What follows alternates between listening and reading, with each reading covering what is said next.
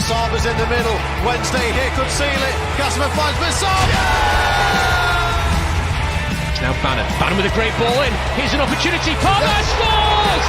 Liam Palmer has scored for Sheffield Wednesday.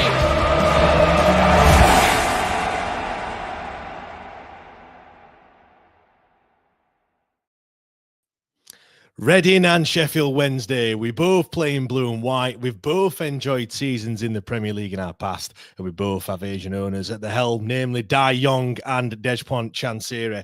Hello and welcome to the Wednesday Till I Die podcast. I'm James Mappin, and on this special episode this evening, we're going to be speaking with Reading fans who are all members of the Sell Before We Die fan pressure group. You're probably thinking, why are we talking about Reading? Well, this is a Sheffield Wednesday podcast, of course, and you are right, but we just want to see how many similarities there are between both Sheffield Wednesday and Reading at the moment, with everything that's going on after the off the pitch. Apologies, and are we going to be the next Reading? Before I bring them on, I just want to say that football does indeed have a problem, quite a big one at that. £410 million spent on agents' fees, announced earlier on today in the Premier League. It's a problem that does need to be resolved somehow.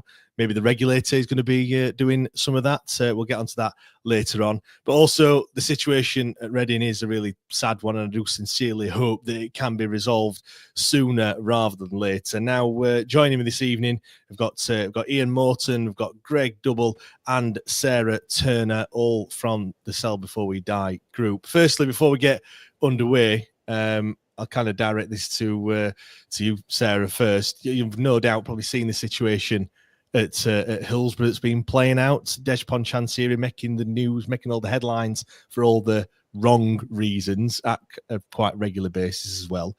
Can you see some similarities with kind of what's happening at Sheffield Wednesday and what's happening, or what is currently playing out at Reading? Yeah, definitely. I think I can see the position that you're in is where we were sort of 2 years ago, where we'd identified that our owner wasn't able to fund us, or things were looking like things were going to go in that direction. And that seems to be where you are. You're at the beginning of the process where we were 2 years ago. Yeah, and I've seen quite a lot of comments. Obviously, we've been talking about it quite a lot. I mean, the podcast we did yesterday, we didn't even talk about the game against Oxford, as is how much has been happening. And we regularly get comments, from Reading fans saying this is how it started with us and things. And the thing I was thinking of is, started, like, are we really just at the beginning of where it's been? Like, 'cause it does feel like it has been going on for a while. For us, to be fair, you just see a comment there from Nat. 2 more years of this, lol. Yeah, that's how it feels. Greg, like, before we get going and stuff, can you just kind of take us back to the beginning of kind of the the Sell Before We Die group, and why it is that you came about and why it is you formed? No, I think it's an interesting point, because I actually think it goes maybe one season before we sort of started, where there was the first signs of fan discontent when I can't remember exactly which accounts got published, but basically our accounts got published, and it started with Kieran Maguire starting to get very excited, because I think our wages had got to like something like 220% of income, and you don't need to be a master of economics to know that that's bad. That's bad business running, right? And various things were happening with moving of assets, and Dai Yongge sold a chunk of the club to himself, essentially, which it was just starting to stink. And I think it started off performance-related, like, annoyance, because we'd spent all of this money. It was becoming increasingly rare that Keir Jurub-Chian was like really closely linked with the club, and that was going through. And then there was just more and more stories starting to drip out that we were a broken club. Now then, where it really booted off was then when we got relegated from the Championship to League One via points deduction. So we would have stayed in the division had it not been for that case. And I think that we know exactly how that feels, Greg. Yeah, exactly, like you know better than most. And that was a bit of a flip. That was a bit of a switch flip. But even then, like, to your point, and look, I know you mentioned the 1867 group already. Even then, most fans were like, oh, he's learned his lesson, he's given it, let's give him the benefit of the doubt to turn it around. But to be fair, there was some evidence of lessons having been learned, because he got rid of Ron Gourlay, who was the CEO, who is currently in the process of bankrupting a Saudi football club, which tells you how good he is with money. And he created some sort of footballing structure. So we had Brian Carey involved, we had Mark Bowen involved, we had a scouting structure put together. We were still under embargo, but deals had been made that if we kept to a certain business plan that we could sign players and stuff like that. And then it suddenly became apparent halfway through the August transfer window that we were now no longer allowed to assign any more players. And so we managed to get this last window of players, which includes like the players who are performing very well for us. So Lewis Wing, Harvey Nibbs, Charlie Savage came in through that window, and we got them all on freeze, like, or various sell-on clauses.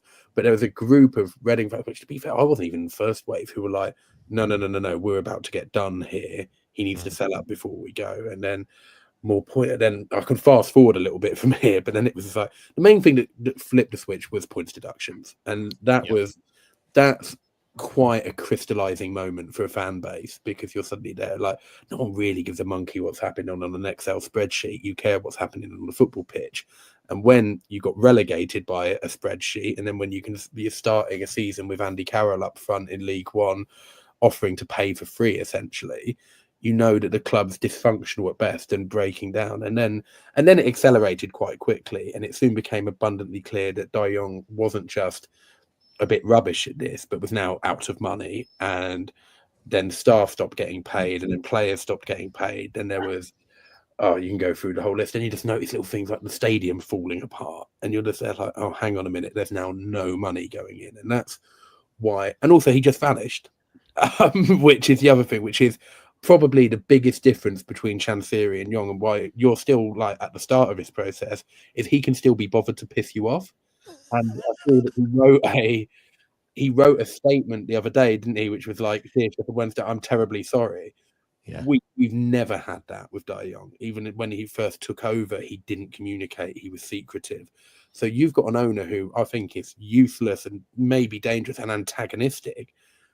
I couldn't even be bothered to be antagonistic because we think his problems are stacked up so highly in China that we're actually one of his smaller headaches. Like, it's like the debt he's in China means he could be snatched. Like, it's not that bad yet. But where I think, like, look, then it accelerated quickly, and I'll hand over to someone else so I can shut up for a bit. But it's a 2-year story.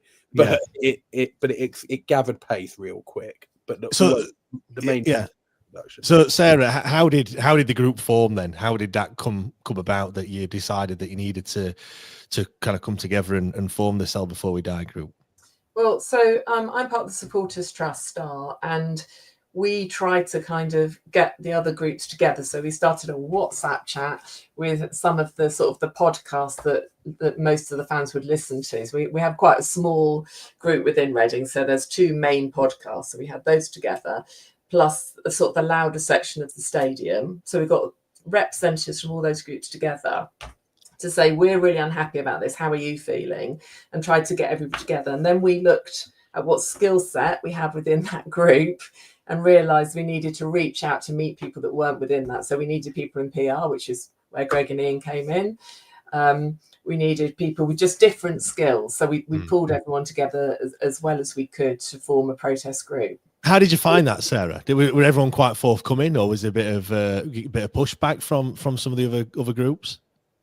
No, everyone joined together. I mean, the fans didn't necessarily come on board straight away, but as a group, we all understood, the core group understood what we were trying to do and what our aims were. We had to work out from within that group where those boundaries are, and that's quite hard because people have different levels where they're willing to go and where places where they're not.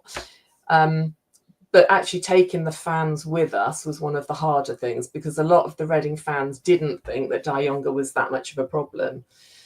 So getting everyone, educating everybody so that they could understand actually what was normal and what wasn't normal and what we were trying to do, that was one of the hardest things. Yeah, because I suppose as well, as a fan of a football club, you never expect to be in this sort of situation, do you, Greg? You don't expect to be, coming together to try and effectively force the owner out of the football club. You expect just to go, turn up, cheer the team on, and be doing as successfully as you possibly can. Well, that's it, and that's why I don't blame anyone really at the start of it for not wanting to be that bothered, because it's like we even see it now. If we have a run of 3 wins, chat about the ownership plummets because football fans are fickle. I'm the same. Like, I don't want to be talking about this nonsense. I want to be talking about 4-3-3s and should Lewis Wing be higher up the pitch, right? Like, it's crap. And so, and also, you don't know a lot about it. And now, in the last 2 years, I've become like incredibly knowledgeable in things that I don't want to be knowledgeable about. Yeah, how many times you've read the accounts? Yeah, the thing is, the accounts, it's the EFL rules. It's like I can tell you like some of the EFL rules like the back of my hand, and it's boring. And it's and so it's boring. It's complicated. A lot of it's hidden, and especially if your owner's Chinese, a lot of it is hidden because you can't actually see the real funding and where it's coming from and what possibly done. Which is, to Sarah's point, another area of expertise we dialed in was we got some genuine Chinese financial experts helping us out, and some of the evidence that they uncovered helped lead to his disqualification. And so that's the level of detail we had to go in. But James, to your point, like the other thing why I think protest groups struggle to go is because you don't want to. You love your football club. The last thing you want to do is protest against it. And it's like, and I don't mind telling you, I'm the sort of person that sees like don't stop oil on a motorway and goes like, oh, really? Like, do you know what I mean? I'm not a protest bloke. Like it's things. So when we started, I was also like, look, we've got to have a point. Like, I can't just be like shouting and doing stuff. Like, we've got to have a point. And the thing was really cute, which Sarah's touched upon, was we started quite politely. And it was just like, because the one thing Dai Yongge can't be accused of is not spending money. Like, he spent a hell of a lot of money really badly. And so that's slightly different to someone not spending, because so our first thing started off with, dear Mr. Yongge, you've made a bit of a hash of this. Any chance you could do one now? To invading the pitch at Port Vale. And it's funny actually, because when you're talking, everyone that's listening, I'm guessing the vast majority of people listening are going to be Sheffield Wednesday fans.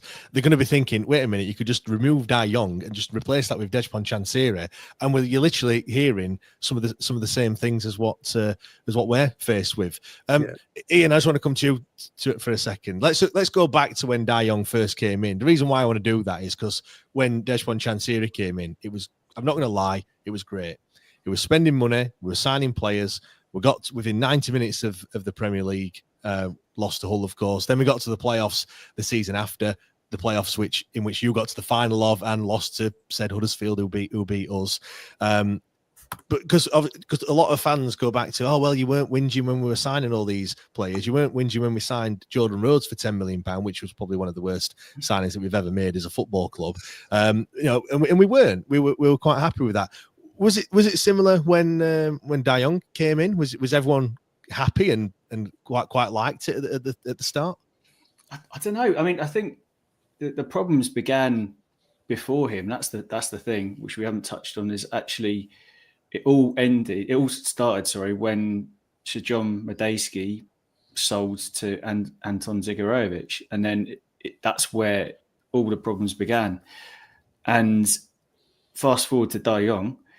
I think for me, I grew up watching, I first started watching, my first game was, 1988. That's kind of showing my age a bit. But, I remember seeing a Reading team built what we call the Reading way. So whenever we used to buy players for big sums of money, more often than not, it would turn out to be quite shit. So personally speaking, when we were spending a lot of money on players, I was never comfortable. And then now looking back on some of the wages we were paying players, some of the wages that we were paying players for people that are, when we're in Championship, kind of League One level and playing ridiculous sums for, I was always personally, everyone's going to have their own opinion. I was personally quite uncomfortable with it, to be honest. Yeah. I always think about whenever we formed a really good team, it was done the Reading way. It wasn't spending insane amounts of money. It was, getting Shane Long over from Ireland and Kevin Doyle and people like that, Dave Kitson, all of these players that became, Reading legends. We weren't spending huge sums of money on them. If you look at the players that we were spending a lot of money on, quite often they turned out to be a bit crap. And yeah, I think for a lot of fans, it was probably quite uncomfortable to kind of see that, because that's one of the accusations that we have. I think Simon Jordan always said, "Oh, you weren't complaining when he was spending lots of money." Well, personally, I was always a bit uncomfortable, and you could kind of see the writing was on the wall a little bit. To be honest, you think this isn't sustainable. Something's going to go, belly up at some point. It's not a football fan's job.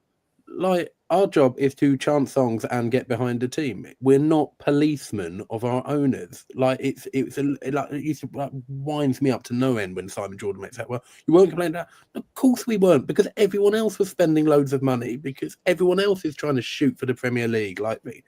It's the part of it that you probably hear. It's the part of it that gets my goat the most.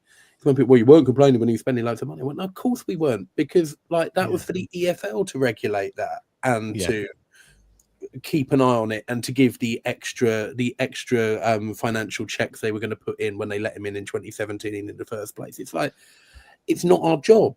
And so, Ian's right. There were parts of me that was like, hang on a minute. I was uncomfortable because Reading have never done it this way. It felt weird, and I knew that Keir Sheehan being around the club probably wasn't a good thing. But it's not my job to do that. That's the job of what the regulation should be doing. Yeah, Sarah, did at this point, did you kind of obviously you failed FFP, you got points deductions as well, which is why you've already touched on that. That's how you got relegated. Did you know as fans at that moment in time how much you were overspending as a club? Because he failed it by quite substantially. It wasn't just by a couple of million; it was by a lot. Was you aware? I don't think we were that bothered. I just don't think we were that clued up of what was. I personally wasn't. I don't think I knew what was going on with the financials at that point. I think when he started splitting off the assets, so that was for financial fair play. The stadium was sold to himself, and all these sort of dodgy things started to happen. Did he put that in the right accounts? Because we put that in the wrong accounts, and then that's why we got our points deductions, which is another hilarious thing that's happened at Sheffield Wednesday. Yeah, I mean, I don't know. We split off our assets into so many different areas. So the training ground was owned by someone else. They even sold the car park. That was sold to someone else around the stadium to somewhere else. That's part of the reason why our whole sale has been really complicated, because he split everything off into different things to try and, apparently at the time, to help us financially, which hasn't. It's made everything much worse. Yeah. I mean, Sarah, as well, we've had issues, players not being paid as recent as this month or last month. Reading have had those issues as well, haven't they? Quite a number of times. Is that right? Yeah, and we did. We paid the players, but not the staff, so we don't get a points deduction, which is morally wrong as well. So, he's chosen to pay the players, which means we didn't get a points deduction, but then our staff went without money at Christmas time. So, you're on a rocky road, aren't you, when you start doing things like that? Yeah, definitely. Ian, obviously when the Sell Before We Die group was formed and things, how long was it until you started the protests and stuff? Because we have the 1867 group, which are formed by three Sheffield Wednesday fans, and mainly probably born out of frustration that nothing was happening. Everyone was talking on social media and stuff about how bad the owner was, how bad Chansiri is, and nobody's really taking ownership of it and trying to do anything. So they did that, and they started, organised a few protests. But how long did it take before protests started with your group? Well, I wasn't actually involved with the first discussions of protest. I mean, maybe Greg, do you want to touch on that one? Because that was obviously the Sutton game, wasn't it? That was the... Yeah, so I think so we started. Did a sit-in, didn't we? I think that was the first one. That was the first one. Really.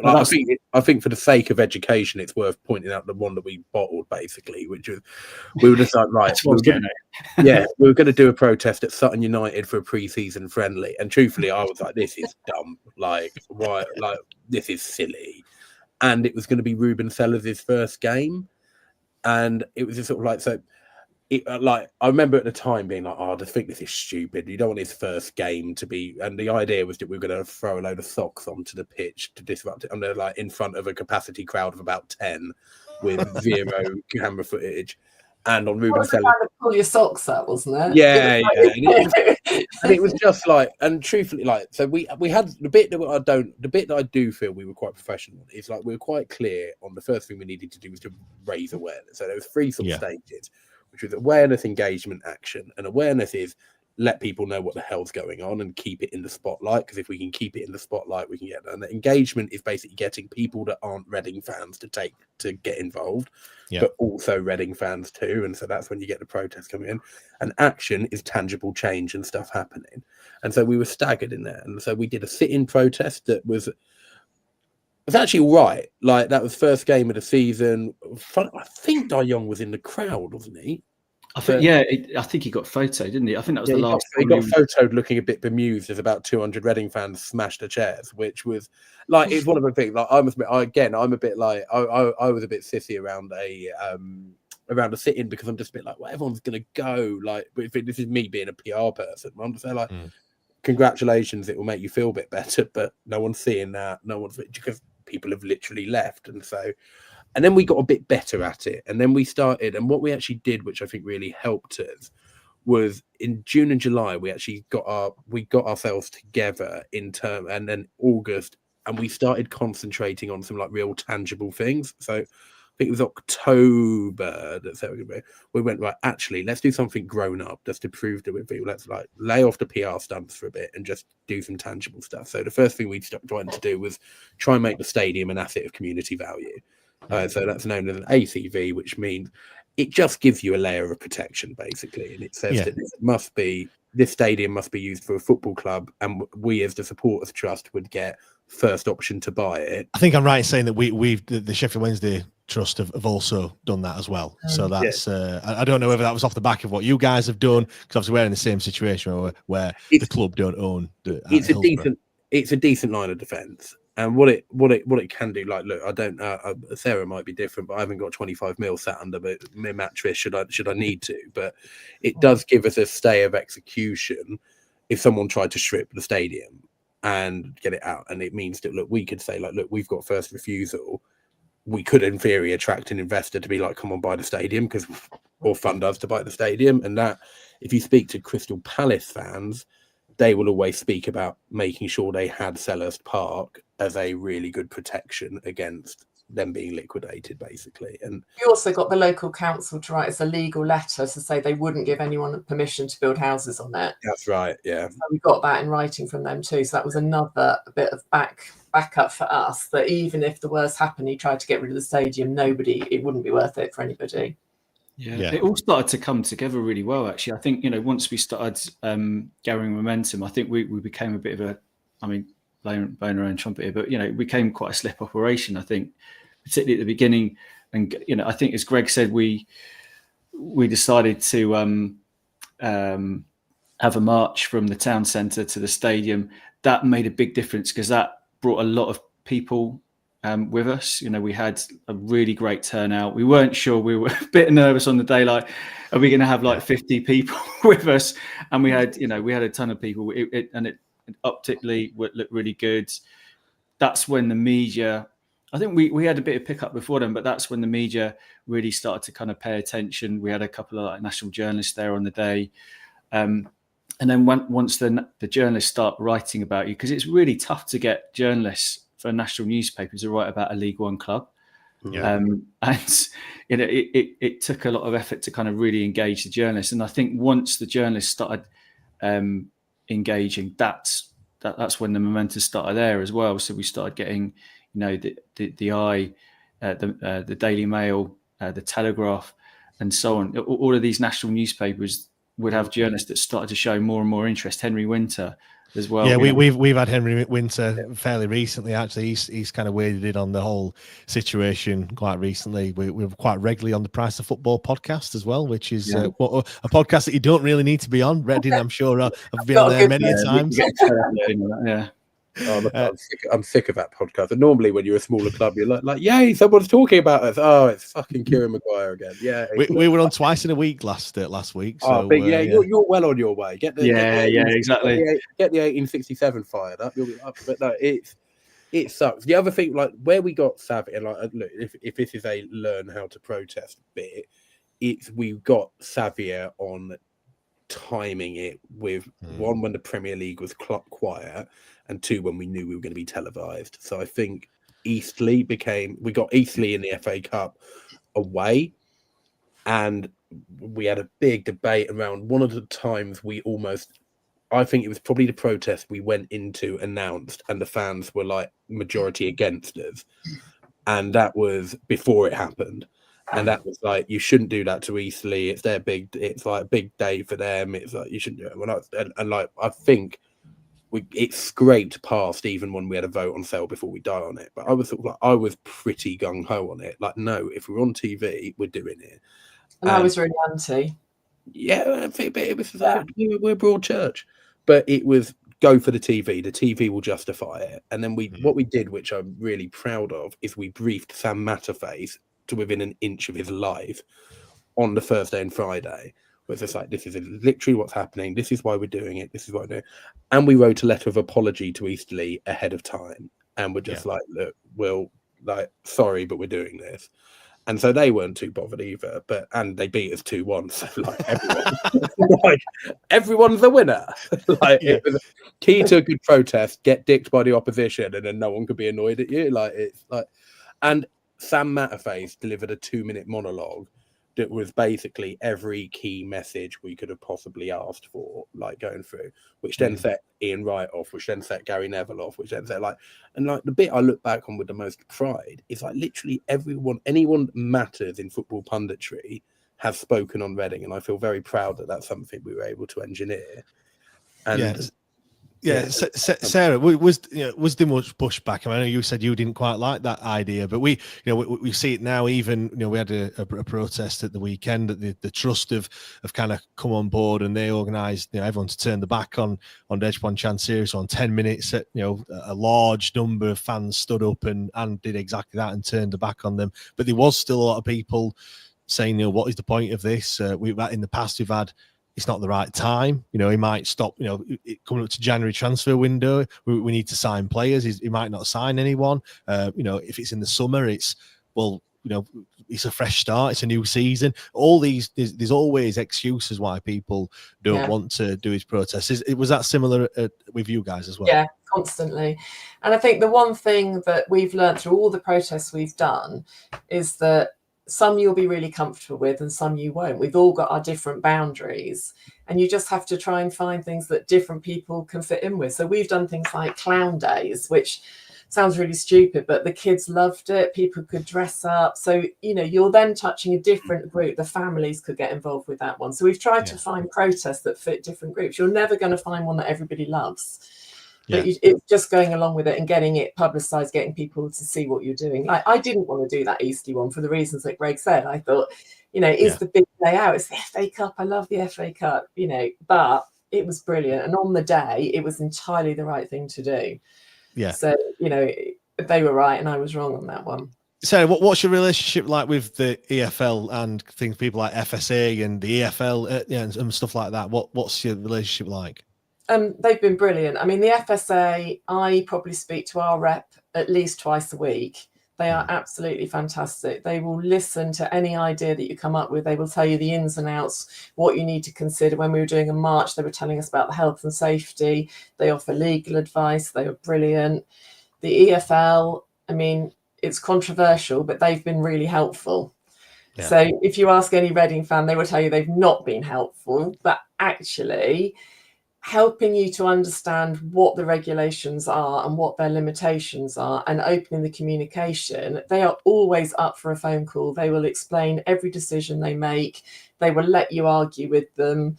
They will arrange meetings at a drop of a hat and get every important person there to listen. So I personally think they have been really helpful. I mean, they're not helpful in giving us points deductions. Don't get me wrong, that is not helpful. But I suppose that's just down to the rules and the regulations. Yeah. They're stuck, really, aren't they, I guess, and they have to kind of do that, really. Yeah, what's wrong is the system, isn't it? That's where the independent regulator comes in, because the EFL are limited at what they can do. They're running the league, and all they can do is punish you. They can tell you signed up to it, and these are the rules. So I understand that, but they have been really helpful to us as a supporters trust at helping us to understand and keeping us informed. Yeah, I'll just read some comments out here. Chris has said, I like the March idea. Craig, I do too. Mark, it makes me feel how lucky I was watching Sheffield Wednesday playing 3 major cup finals, Europe, etc. 15, 16 seasons in the top tier. The early 90s was great times to be an Owl. Pricey Owl said, I'm about 10 minutes behind, but the similarities are alarming. Yeah, I mean, Ian, what's it like being a Reading fan right now, currently at this moment in time? Oh, that's a big question. Well, actually, as a Reading fan, forget about all of the protests and everything else. As a Reading fan, we've had an incredible season. If you'd have said to any of us, you're going to be 6th right now, 3 points ahead of the next team, and you're in a shout with the playoffs at the beginning of the season, you would have laughed. It's unheard of. Everyone talks about, fairy tale endings. If Reading, I'm sorry guys, I'm tempting fate here, but if we were to get up in the playoffs, we've never won in the playoff final. I've seen far too many playoff final losses, but it would be the ultimate fairy tale. You could not write that. You could not. So as a Reading fan, especially like our home form, it's been incredible. We had a great, fantastic atmosphere against Wycombe, who aren't our rivals. Just have to say that. But we had a great win against them. Great attendance, really loud crowds, and it was just a brilliant atmosphere. And I was there against watching Reading against Northampton at the weekend.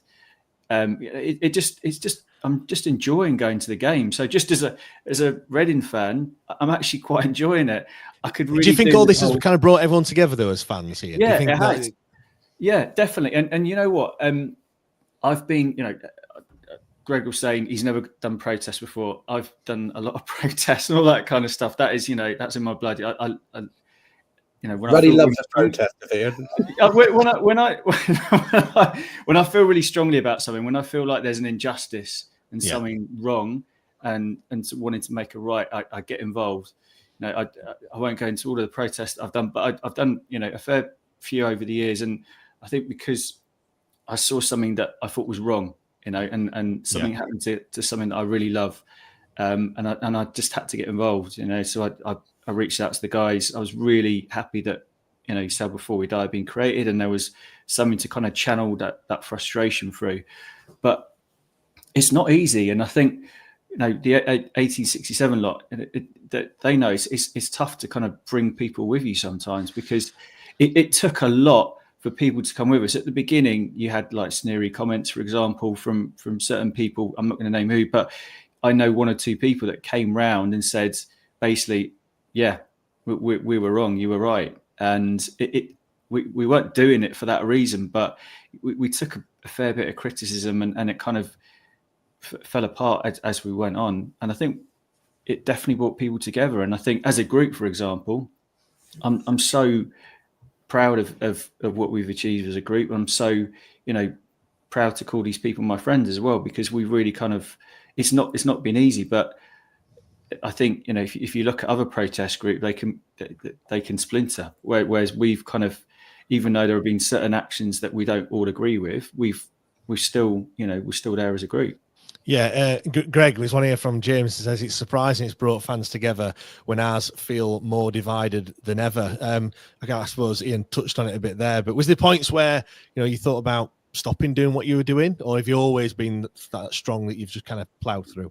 No, so I can talk personally in group. Was like my thing was like the mastermind I started, so I finished. And I just wasn't going to stop. And we've had a few people drop out through to say, like, look, it's taking up too much of my time. Cool, we'll sub someone back in, and we can sub people in, and we've done that really well. Where it's been like, look, had a couple of people drop out. Life happens. It gets stressful. It's fucking hard work. Can we have 2 more people? We need a graphic designer. We need someone who knows legal really well, and people come in. Had we asked that a year and a half ago, no one would have volunteered, because there wasn't any proof that we were getting anywhere. And I actually think it is probably talk about credit in the bank. I think where we got some credit in the bank was doing some sensible stuff up top, like getting MPs involved, doing the ACV stuff, doing the legal letter from the council, and that just made people go, I think it made people go, these aren't just fans like looking to get attention. they're like doing it quite methodically and going through it, and we would do stuff like we'd run Twitter spaces and basically let people take pelters at us and be like, yeah, that's fine. Like, actually, I half agree with you on that. Like, I remember, like, Sarah mentioned the clown thing. Was like, well, what's that going to do? Make him go away? I went like, no, but you got to think like kids support this football team too.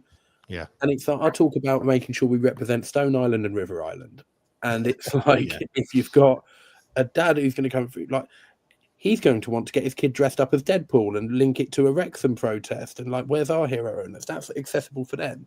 So perhaps me and some of my mates would rather throw tennis balls on the pitch and get on the pitch and go a bit more militant, right? And like when that was called for, but you do it for everyone coming through. Like the closest I've come to binning it off is when I thought we were basically done.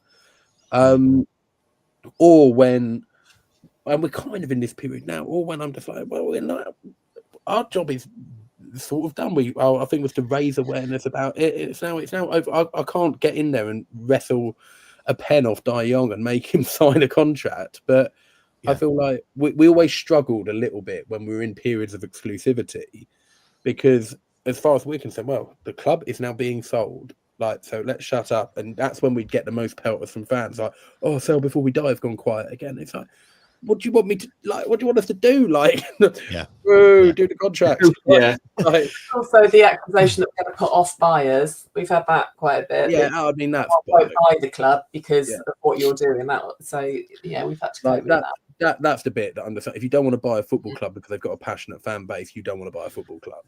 Like, you don't want to, do we? That's not what you want. That's absolute nonsense. And if you are intimidated by the behaviour of a fan base, it makes me think you're dodge. So it's like that's by the by. No, I don't like where it's got difficult. It's really tiring. I've got like I speak for myself. I've got a wife and two kids who are.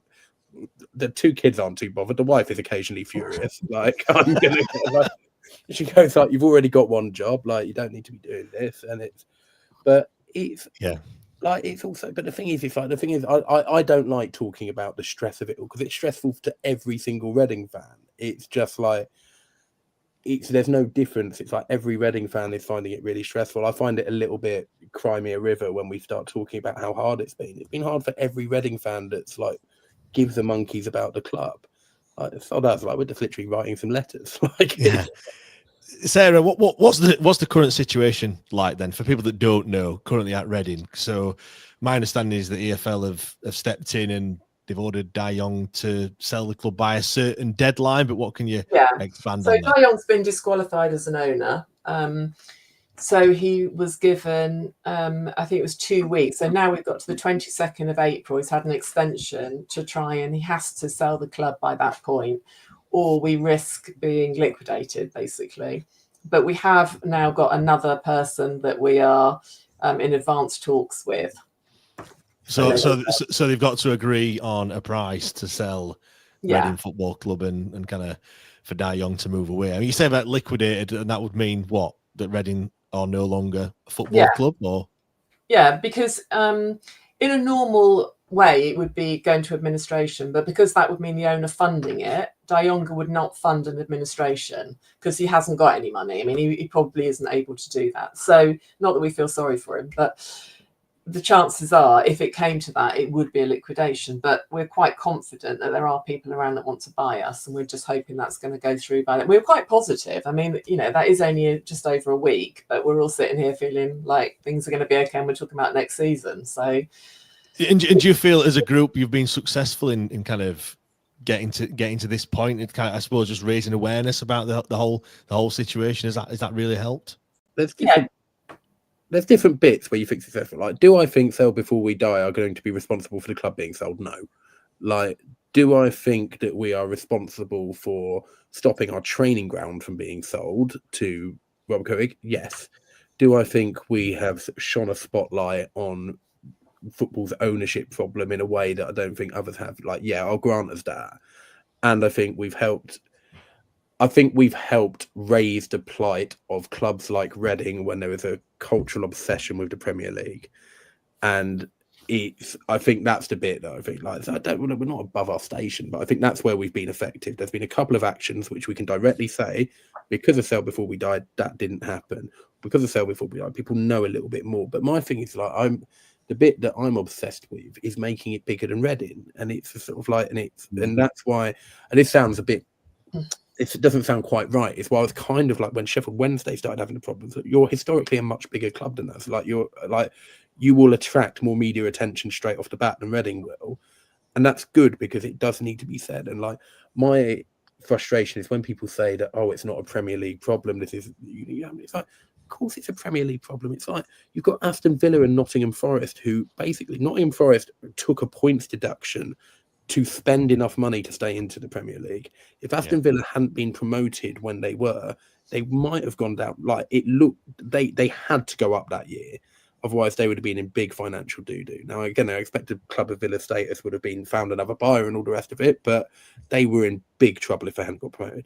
These two are now held up as darlings of the Premier League, and they shot. It's like, as I've said this before, but if the phrase is, if you shoot for the stars, you shoot for the moon, you end up in the stars. It's like if you shoot for the moon, sometimes you end up in the bottom of the ocean.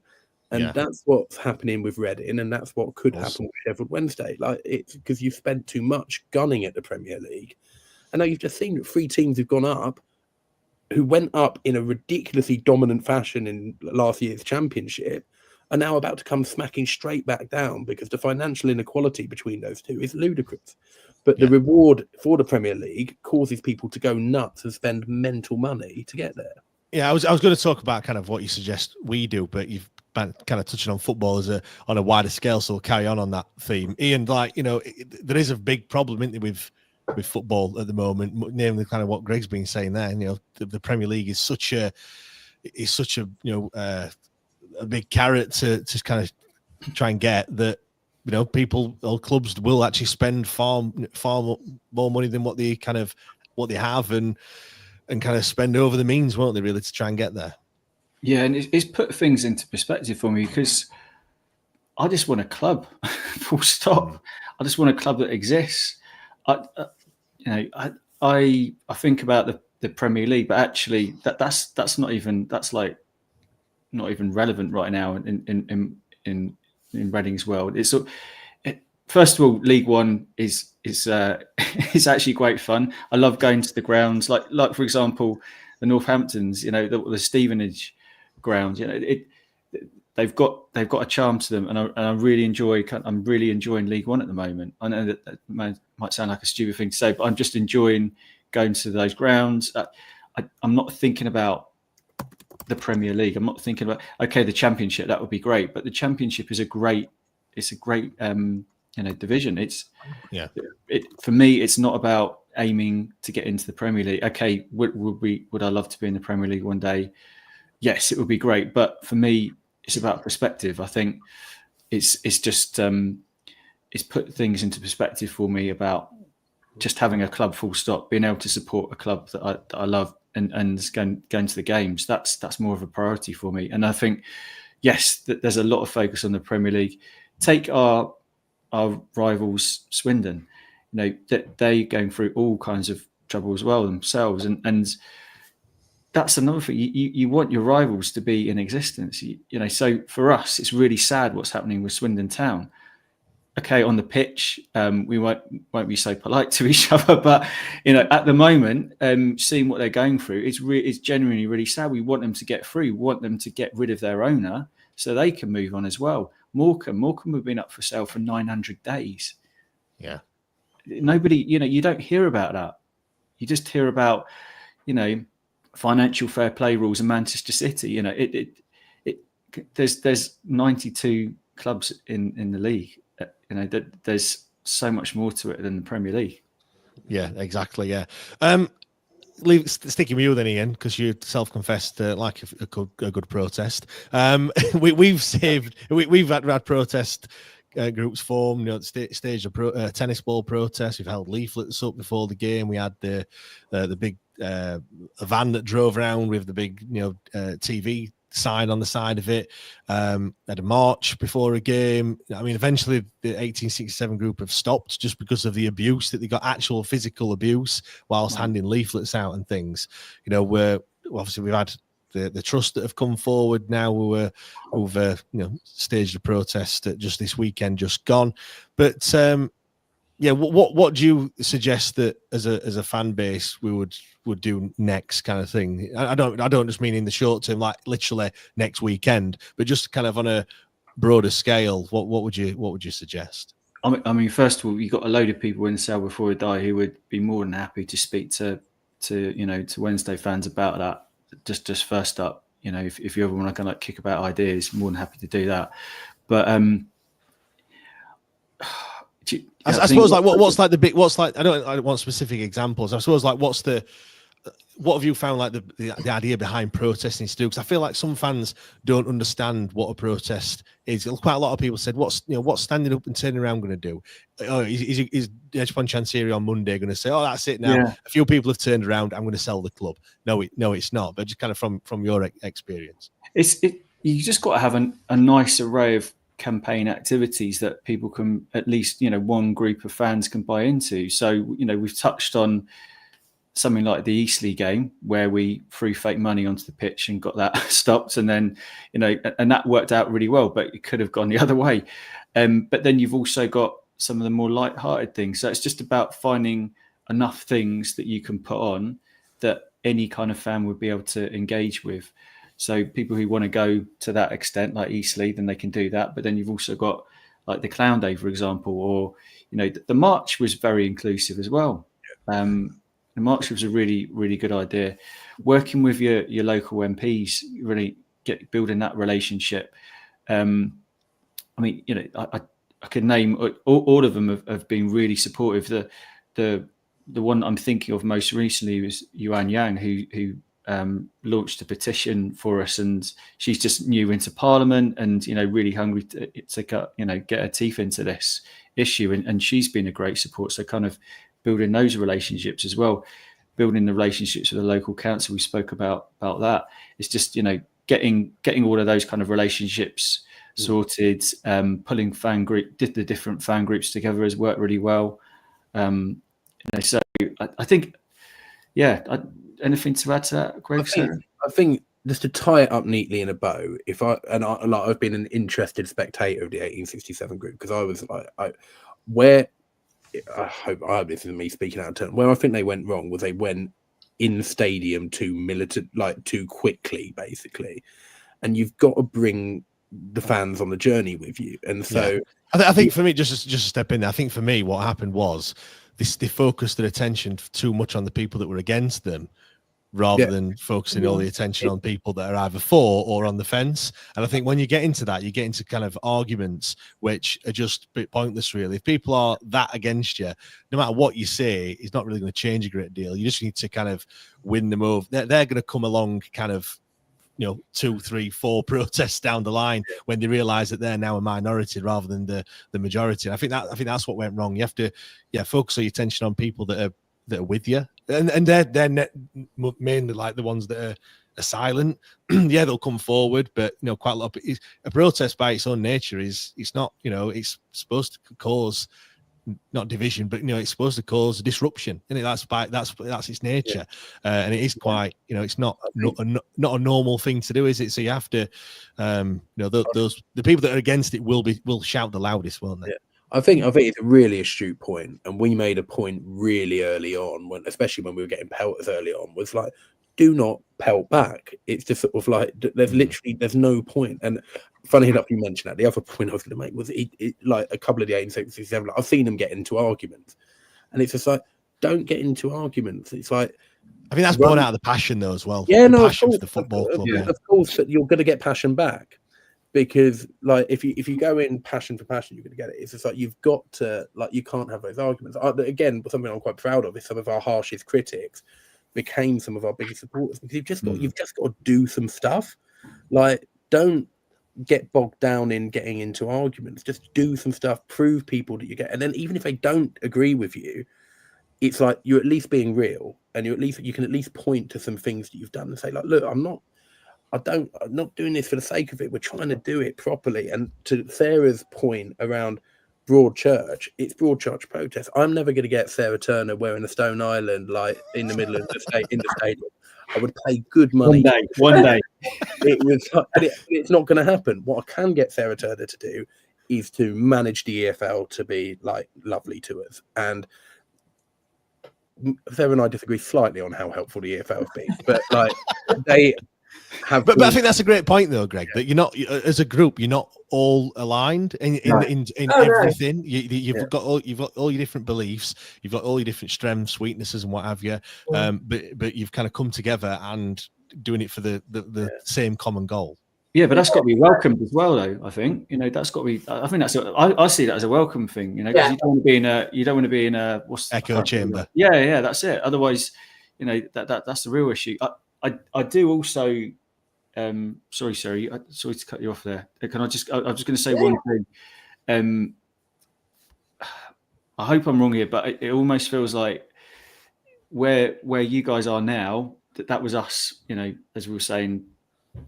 Before it got even worse, and I do wonder whether it sometimes for fans that it needs to get really bad for them to go, oh, actually, we've got to do something about this. We had a shot at getting the playoffs up until a couple of weeks ago. Yeah, do you know what I mean? And that's we've never been there in that situation since the playoffs that you were in that you lost to Huddersfield. That's how long ago we've been in that. So yeah, it's very difficult when some people can see the bigger picture, other people because also you just get people that just want to go to the matches and just support the team. Like they don't really have any interest in all this other stuff until they feel threatened.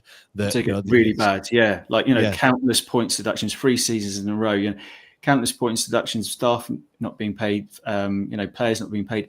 It took a lot for people to go, oh, well, hold on a minute, this is like really bad here, and that's when I think you got more people on board. Because for me, for example, I wasn't involved with any of this side of things before the summer of 2023.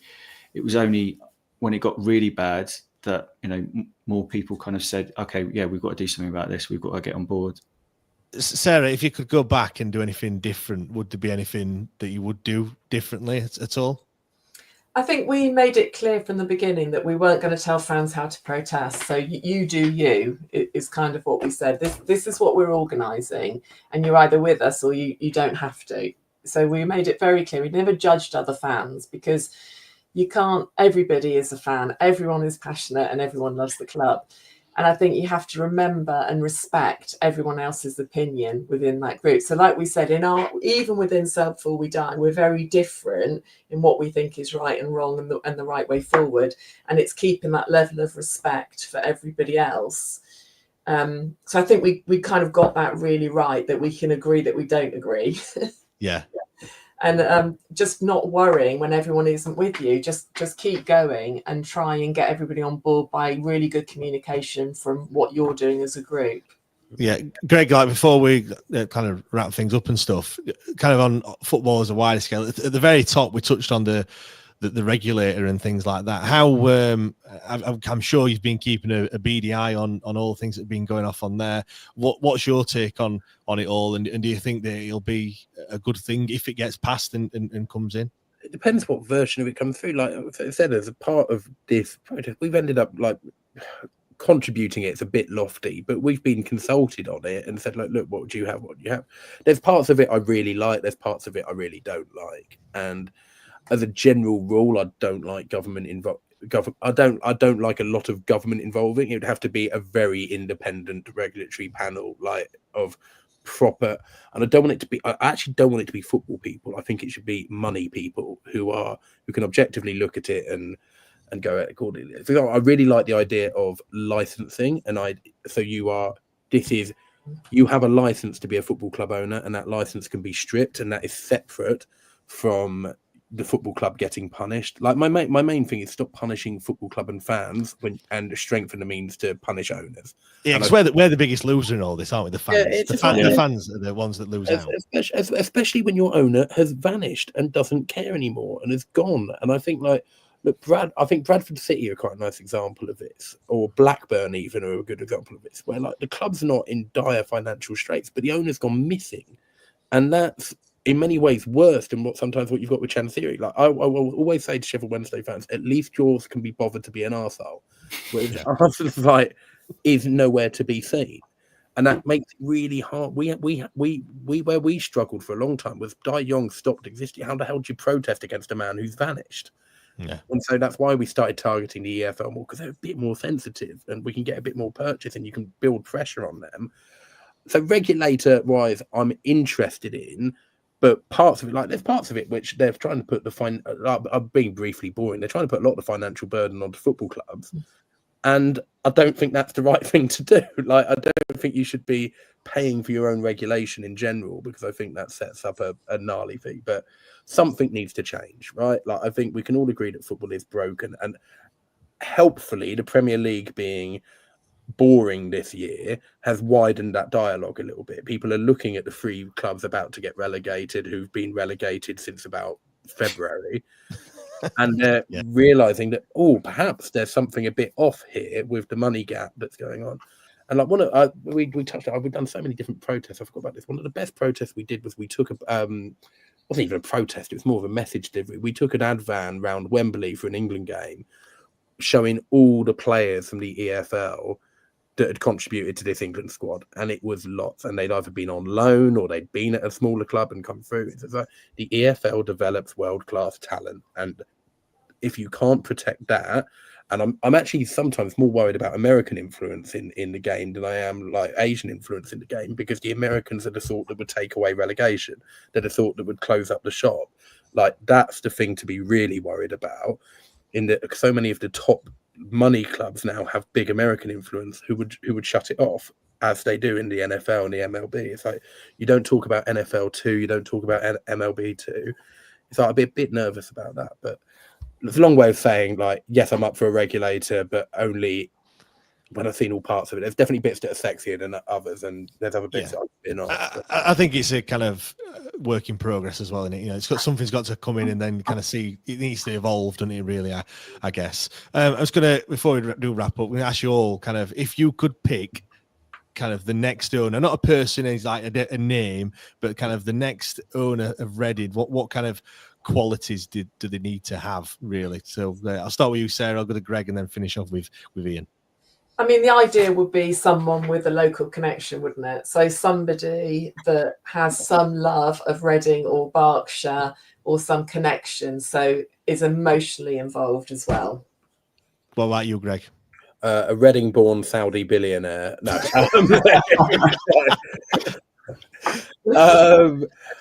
Yeah, I'm pretty aligned with that. Like, identity, community, bags of money, but not a big spend, like a sustainability spender. Like, I think that's the important bit. Like, yeah, I'll tell you what I like the most is, like, and I'm a Londoner from London. Like, I would support Reading through my dad, basically, but yeah, the town is better when the football club is better, and that's something that I would really like to see happen again.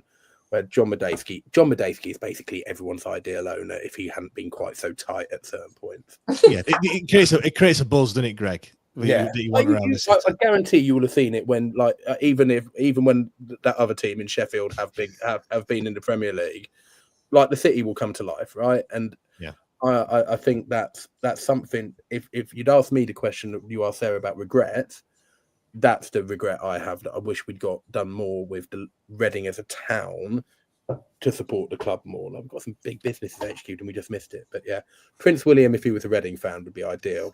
Shit royal traitor. Ian, what about yourself? How do I follow that? I mean, I know you said not a name, but, you know, for me, yeah, you know, touched on John Medeski. You know, that's the kind of owner for me. Like, I always, as you know, so many of us do, we look back to that ownership we had, someone who's from Reading, cared about their community, cared about the club, was open, transparent, you know, all of those things. I hark back to those days. I'm like, I miss those days so much. And I think we just want someone of that ilk, someone who has integrity with their words, someone who's transparent and open, not someone who doesn't say anything, shuts himself away. They need the right people around them as well. Yeah, that's one thing we haven't touched on. Okay, you know, you can talk about the owner, or, you know, if you include the sister, the owners, but actually it's all of the people around them. You know, who's going to be advising them? You've got to have the right advisors. And I think with Reading, we had a lot of people who were, you know, vultures basically there to kind of, they saw an opportunity and saw pound signs for, you know, we're going to rinse this guy, and they did. So, yeah, we've got the same. We don't have a CEO. We don't have a director of football or sporting director or anything like that. It's literally him and then the manager, which is really, yeah, we've said that a long time. And, you know, he doesn't, he's had them in the past when he first started. They left, someone else come in, they left as well. And obviously now we've seen that there's a common denominator in all this. And yeah, you just can't really seem to work with people. You touched on John Medeski there. Your stadium will always be the Medeski. It's never the the SCL. I saw the hashtag fill the SCL, and I didn't actually, really. I was like, I've got to say that, but the Select Car Leasing, you know, for us, they have been absolute, you know, legends, because the guys who, Siri, correct me if I'm wrong here, but the owners of that, you know, that they care about the club. They're actual Reading fans, and they've been legendary during this whole nightmare. So for me, I was the same before. It's like, no, it's the Medeski stadium. But actually, after what they did, I'm like, you know what, they've earned their name. They've earned their name. Yeah, it'll always be the Reebok as well at Bolton. Never. No, I just think you hit a certain age and stop calling stadiums by their sponsors. Like you mentioned the New York Stadium. I'm like, I believe you mean Millwall. Like, it's like no, New York is that's Rotherham. That's Rotherham, isn't it? Yeah. Well, Rotherham was Millwall, though, wasn't it? Oh, Millwall. So I thought you said Millwall. I thought you no. Sorry. Millwall. No. Yeah, language barrier there. I think. Yeah. Sorry. Oh God. Right. Gonna wrap it up. Massive thanks for coming on and doing this episode. Really appreciate it. As sadistic as it sounds, talking about these things, but I think those that have been listening, you know, like I said, I've kind of just let you talk and kind of guided the conversation along. But there's a hell of a lot of things there that you've touched on that you can see similarities between Sheffield Wednesday and Reading. The thing that worries the most is kind of perhaps how long this process could potentially take, maybe if he's not playing ball and things like that. But I think also as well, you know, just in regards to the protests and stuff, you know, I think as a fan base, we've just got to continue really, and you know, it's not an overnight thing, is it? It's not going to happen in in a couple of hours, or one game isn't going to change everything. You've just got to keep at it. Exactly. Thank you very much, everyone, for listening. Do really appreciate it. Of course, obviously, we wish Reading all the best. We hope that you do finish in the top 6 and you do win at Wembley once and for all, of course. But yeah, I think mainly we just hope that everything gets sorted and that we still actually can come to the Medeski at some point in the near future. But yeah, thank you very much, everyone, and we'll see you all next time. Cheers.